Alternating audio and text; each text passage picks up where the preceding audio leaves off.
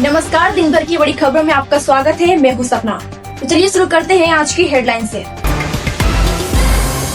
8 विपक्षी सांसदों का निलंबन हुआ रद्द, लोकसभा में ध्वनित मत से प्रस्ताव हुआ पारित।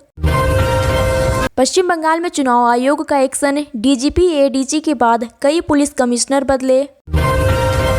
Nanda Devi LPG tanker 46,500 metric ton से अधिक एलपीजी लेकर भारत के वारीनार बंदरगाह पहुंचा है। यह युद्ध प्रभावित स्ट्रेट ऑफ होर्मुज से गुजरने वाला दूसरा जहाज है। दीनदयाल पोर्ट अथॉरिटी के चेयरमैन ने जहाज का दौरा किया। 24 घंटे में पार्सल डिलीवरी की गारंटी, डाक विभाग ने शुरू की 3 हाई स्पीड सर्विस।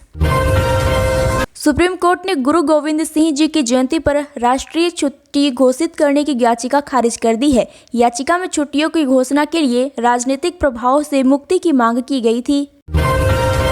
केंद्रीय पेट्रोलियम मंत्रालय ने एलपीजी ई-केवाईसी को लेकर भ्रम दूर किया है। मंत्रालय ने स्पष्ट किया है कि बायोमेट्रिक आधार प्रमाणीकरण केवल उन उपभोक्ताओं के लिए अनिवार्य है जिन्होंने अभी तक केवाईसी नहीं करवाया है। अब गोद लेने वाली महिला को भी मिलेगी मैटरनिटी लीव, मातृत्व अवकाश पर एससी का अहम फैसला।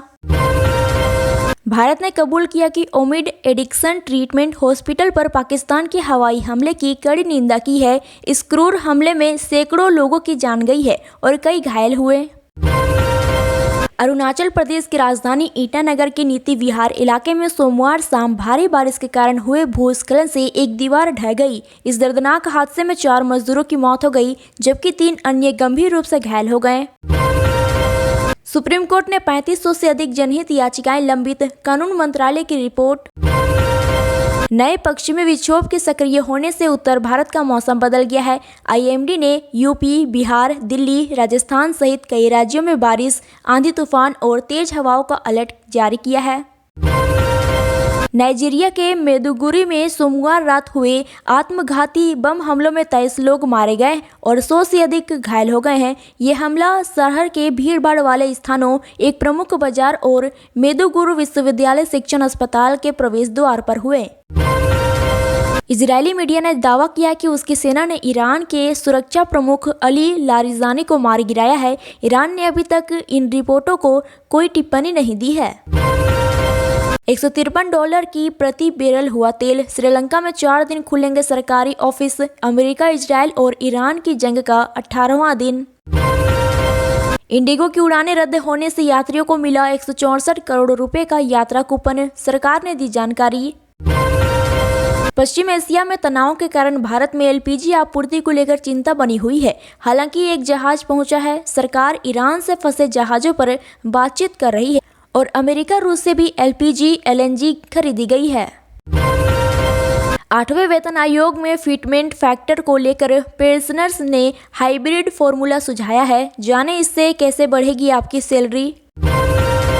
पीएम विद्या लक्ष्मी पोर्टल ने एक साल में 3.31 लाख से अधिक शिक्षा ऋण आवेदन स्वीकृत किए हैं, जिसमें 7,229.4 करोड़ रुपए वितरित हुए। इस योजना छात्रों को बिना गारंटर के लोन मिलता है।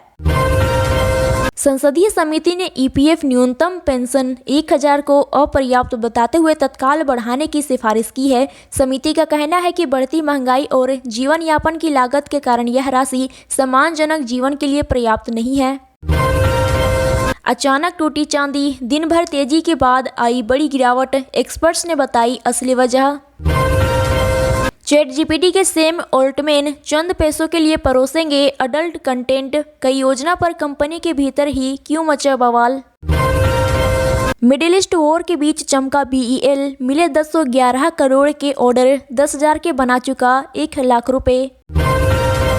पावर फाइनेंस कॉर्पोरेशन ने वित्तीय वर्ष 2025 से 26 के लिए 3.25 प्रति शेयर के अंतरिम डिविडेंड की घोषणा की है। यह कंपनी के 10 फेज वैल्यू वाले शेयर पर 32.5% के बराबर है। डिविडेंड के लिए रिकॉर्ड डेट 23 मार्च 2026 तय की गई है। चुनाव आयोग ने 5 राज्यों में विधानसभा चुनावों के लिए राजनीतिक सक्रियता बढ़ने के बाद पर्यवेक्षकों को 18 मार्च तक अपने निर्वाचन क्षेत्रों में पहुंचने का निर्देश दिया है। आयोग ने कुल 1,111 पर्यवेक्षक तैनात किए हैं, जिनमें बंगाल में सर्वाधिक 478 हैं। केरल के कोच्चि में एक एग्रीटेक स्टार्टअप ने रेट ए ट्री मॉडल पेश किया है, जिससे अब कोई भी बिना खेती किए आम का पेड़ किराए पर ले सकता है। ऑपरेशन सिंदूर में भारतीय वायुसेना ने पाकिस्तान के ठिकानों पर 24 मिसाइलें दागी। खराब मौसम और कॉकपिट में तकनीकी खराबी जैसी चुनौतियों के बावजूद जाबांज पायलटों ने अपनी जान जोखिम में डालकर मिशन को सफलतापूर्वक अंजाम दिया। बेंगलुरु में 50,000 की रंगदारी न देने पर मैकेनिक की पीट कर हत्या, 7 आरोपी गिरफ्तार। शिवालिक के बाद आज भारत पहुंचेगा नंदा देवी, एलपीजी संकट से देश को मिलेगी राहत। विदेश मंत्री एस जयशंकर ने स्पष्ट किया है कि हॉर्मुज स्ट्रेट से भारतीय जहाजों के गुजरने के लिए ईरान के साथ कोई व्यापक व्यवस्था नहीं है, बल्कि प्रत्येक आवाजाही एक अलग घटना है। केंद्रीय दत्तक संसाधन प्राधिकरण ने सभी संबंधित एजेंसियों को गोद लेने की प्रक्रियाओं का सख्ती से पालन सुनिश्चित करने के निर्देश दिए हैं। प्राधिकरण का कहना है कि पारदर्शी और बच्चों के हितों की सुरक्षा के लिए तय नियमों का पालन बेहद जरूरी है। इस निर्देश के बाद देश भर में दत्तक ग्रहण से जुड़ी प्रक्रियाओं की निगरानी और कड़ी होने की उम्मीद है। राज्यसभा में परोक्ष इच्छा मृत्यु कानून बनाने की मांग, सुप्रीम कोर्ट के फैसले के बाद चर्चा तेज। कोडियार महल से त्रावणकोर राज परिवार के पुश्तैनी गहने चोरी, 2 करोड़ से अधिक का नुकसान। सीजेआई सूर्यकांत ने फैमिली कोर्ट में बच्चों के डर को खत्म करने के लिए महत्वपूर्ण बदलाव सुझाए हैं। उन्होंने कहा कि जज और वकील पारंपरिक काले कोट ना पहने और पुलिस भी वर्दी में ना आए। संसदीय समिति ने सरकार से कृषि विभाग का बजट बचाने की सिफारिश की है। समिति का कहना है कि किसानों को बेहतर सहायता, तकनीक और संसाधन उपलब्ध कराने के लिए अधिक वित्तीय समर्थन जरूरी है। इस सुझाव को कृषि क्षेत्र को मजबूत करने और किसानों की आय बढ़ाने की दिशा में अहम कदम माना जा रहा है। विशेषज्ञ केंद्र सरकार के पर्यावरण मंजूरी में तेजी लाने के लिए प्रस्तावित नई स्थायी संस्थाओं पर चिंता व्यक्त कर रहे हैं। उन्हें डर है कि इन नए प्राधिकरणों में अनुभवी विशेषज्ञों की जगह पदेन सदस्यों को शामिल करने से परियोजनाओं की जांच कमजोर हो सकती है। अमेरिका की चीन को लेकर $3.4 ट्रिलियन की गलती, भारत के उभार के सामने नई चुनौती। द्वितीय विश्व युद्ध में नाजी जर्मनी के V2 रॉकेट से शुरू हुई मिसाइल तकनीक से युद्ध का चेहरा बदल दिया। यह लेख बैलिस्टिक मिसाइलों के इतिहास, शीत युद्ध की मिसाइल दौड़ और भारत की अग्नि श्रृंखला जैसी आधुनिक क्षमताओं पर प्रकाश डालता है। भारतीय नौसेना ने अमेरिका ईरान युद्ध के बीच हॉर्मुज स्ट्रेट में 2 युद्धपोत तैनात किए हैं। इनका मुख्य उद्देश्य भारत की ओर आ रहे व्यापारिक जहाजों और तेल टैंकरों की सुरक्षित आवाजाही सुनिश्चित करना है। इंडिगो की उड़ानें रद्द होने से यात्रियों को मिला 164 करोड़ रुपए का यात्रा कूपन, सरकार ने दी है जानकारी। पहले जो टैंकर जब्त किए हैं उन्हें छोड़ो, हॉर्मुज से सुरक्षित रास्ता मांगने पर ईरान ने भारत के सामने रखी शर्त। 204 पूर्व सैन्य व सिविल अधिकारियों ने राहुल गांधी से संसद में उनके आचरण के लिए राष्ट्र से माफी मांगने की अपील की है। खुले पत्र में कहा गया है कि सांसद की सीढ़ियों पर चाय बिस्किट खाना संसदीय परंपराओं का उल्लंघन है।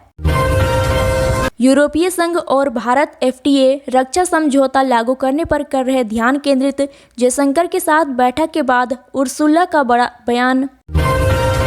दिल्ली के साथ ही अन्य राज्यों को भी हरियाली की जरूरत, सुप्रीम कोर्ट की अहम टिप्पणी।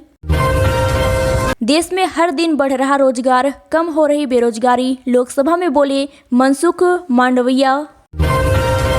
देश के 22% स्कूलों में छात्राओं के लिए बुनियादी सुविधाओं की कमी है, यूनिसेफ की रिपोर्ट में खुलासा।